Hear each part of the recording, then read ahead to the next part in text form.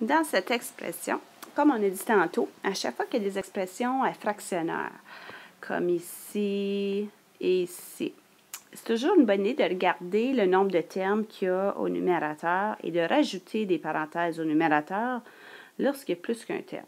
Ça nous fait penser à faire la distributivité.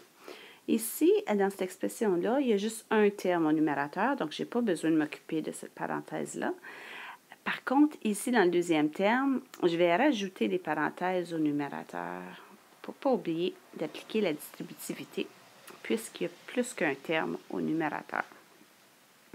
Donc, dans cette expression-là, je vais appliquer les étapes de réduction la première fois sur cette parenthèse-là et ensuite sur l'expression au complet.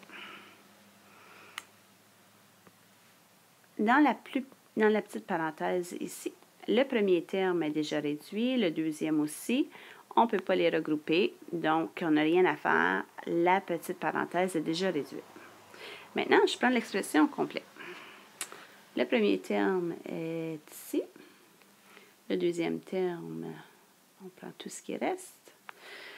Le premier terme, on peut le réduire davantage, puisque le 4 et le 2 ont un facteur commun. 4s divisé par 2 donne 2s. Ensuite, le deuxième terme contient deux facteurs. On a la parenthèse qui est un des facteurs et le dénominateur qui est un autre facteur. Donc, puisque au numérateur, on a plus qu'un terme, on va distribuer tout ce qui est à l'extérieur. Donc, on regroupe le plus avec le 4 qui donne plus 4 et on va appliquer la distributivité.